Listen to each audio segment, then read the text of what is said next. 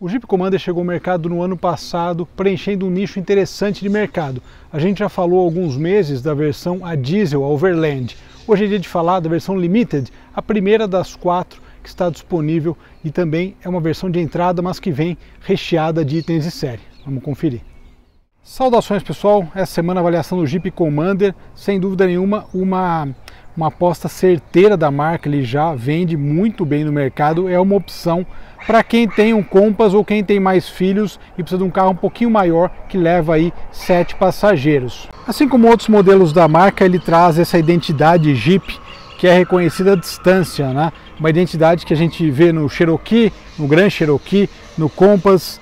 O Renegade é um pouco diferente, né? Mas a identidade da grade sem dúvida é que é idêntica, mas é uma identidade que tem feito muito sucesso e caiu no gosto do consumidor brasileiro. Nesse caso nós temos o DRL aqui embaixo. Uma outra característica também que esse carro traz que está na moda, divide opiniões, fica legal porque na verdade ele quebra um pouco o tamanho do carro, mas eu particularmente também gostaria sem, é a pintura em 2 tons. Outra característica que eu acho interessante nesse carro, que a gente vê no mercado dos Estados Unidos, no mercado europeu também, ele traz os vidros traseiros escurecidos. É um detalhe que eu particularmente gosto, né? E falando de design, não só da dianteira, mas a traseira também, ele tem quase 4,80 metros, é um tamanho médio, né? Ele é maior que o Compass, mas ele está nessa categoria.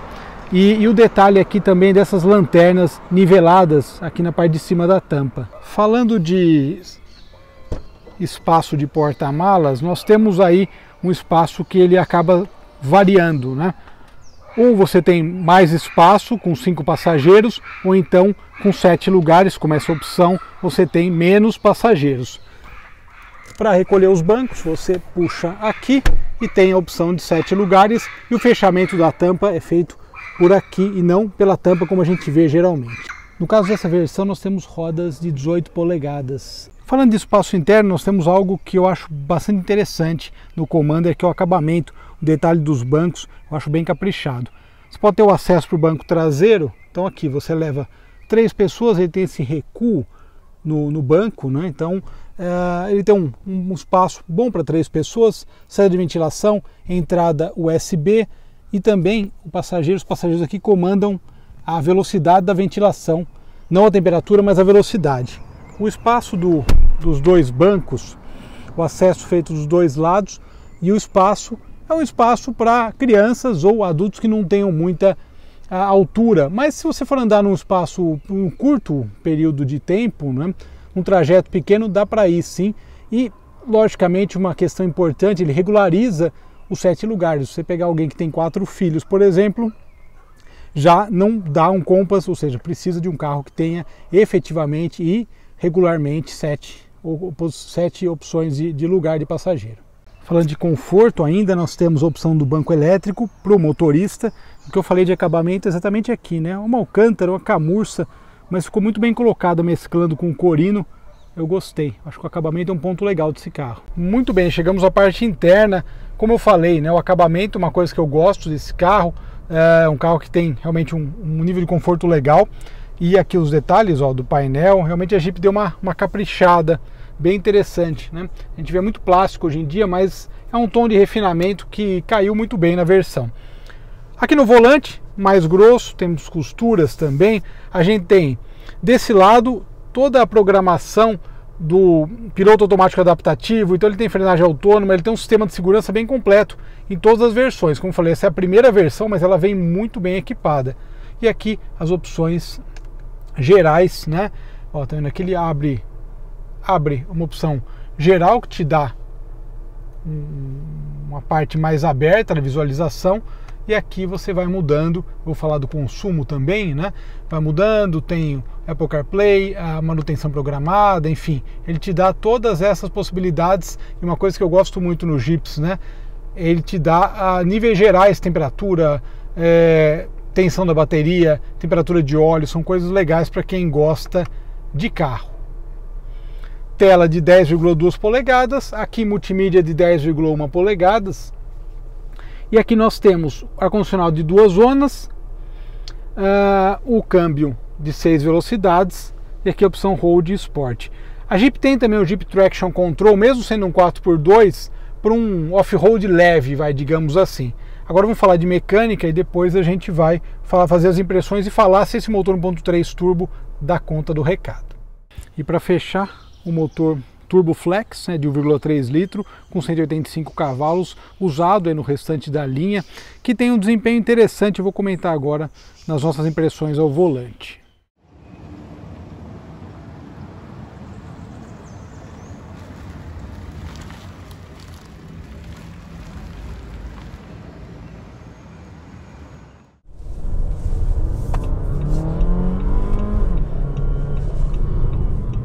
Jeep Commander T270, Jeep Commander Limited T270, esse é o nome completo aí da versão, né?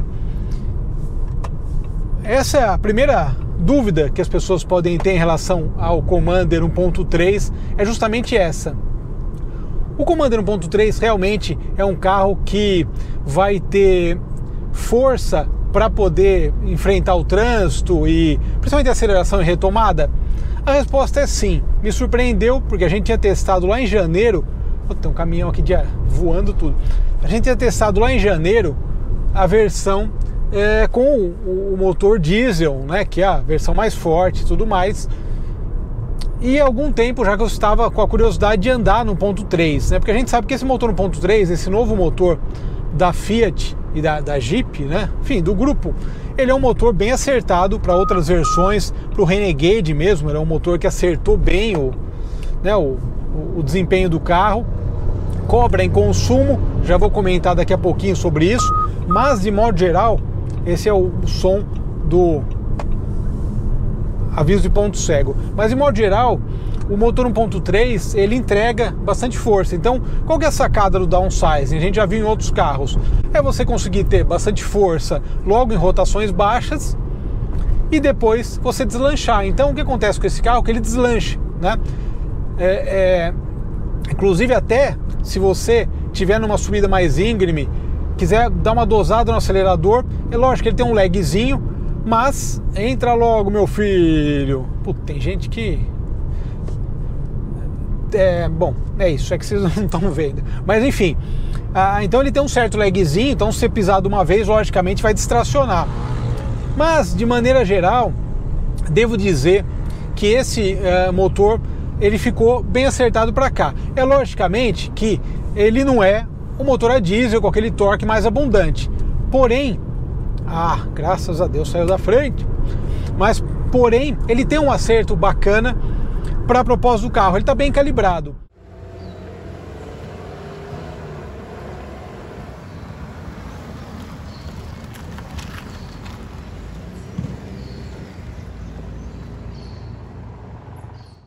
Logicamente, se fosse aspirado, ia acontecer que nem o HR-V, como a gente viu, que falta aí um pouco de força, realmente deixa um pouquinho a desejar em alguns momentos. Mas esse motor, apesar de não ter aquele torque todo, mas ele dá conta do recado. Por outro lado, o consumo é elevado, a gente conseguiu uma média aqui de 4,4 a 5 km com litro no trajeto urbano. Esse trajeto aqui, Marginal Tietê, Marginal Pinheiros, com esse carro também não deu para fazer viagem, para ter uma ideia, logicamente é uma melhora de consumo, mas nada excepcional. De qualquer forma, uma coisa que vale ressaltar é justamente essa questão do consumo mais elevado. Mas isso também nós tivemos com o Renegade 1.3 Turbo. Então, dá para imaginar que, né, esse motor num veículo um pouco mais pesado teria aí níveis de consumo, vamos entrar aqui, um pouco mais elevados também. De qualquer forma, como eu falei, né, é algo já eu esperava aliás até um consumo melhor dos downsizing de modo geral, mas a gente não está vendo isso em nenhum deles, em nenhuma marca, né? Com exceção dos carros pequenos. E a gente então está dentro desse aceitável para o contexto aí, que a gente tem nesse momento de consumo dessa faixa de carros. Mas é elevado, esperávamos algo mais otimizado, sem dúvida nenhuma.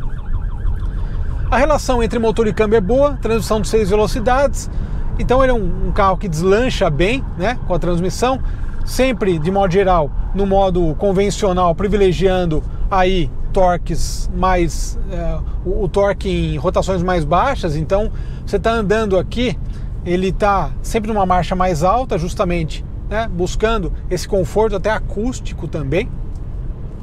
E também vale ressaltar a grande sacada do Commander, que eu acho que a Jeep teve uma visão muito boa, né?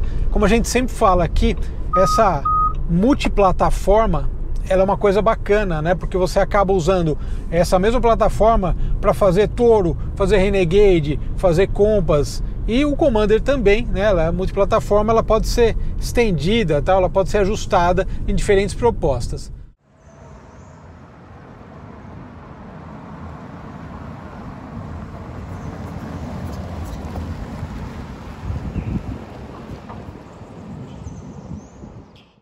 A grande sacada dos 7 lugares, como eu já falei em outras matérias de carros com 7 lugares, é que você tem uma vantagem, né? Você tem 2 lugares a mais regulamentares e, no caso de criança para a escola, essas situações que ocorrem no dia a dia, né?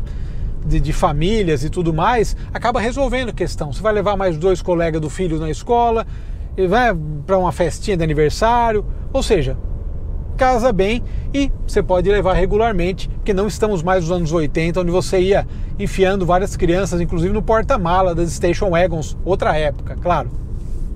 Mas assim, de maneira geral, então, o Commander foi um bom acerto. Logicamente, ele concorre, entre aspas, eu não acho que concorre com o Hilux SW4, no SW4, até já vi usarem isso como forma de marketing, mas não, são categorias diferentes, né? Mas mesmo assim está muito bem posicionada entre os SUVs médios. Ela está em terceiro lugar, né? Ele, né, tá em terceiro lugar, o Commander. Então é um carro que no acumulado de vendas vem aí dando um resultado muito bom para a Jeep.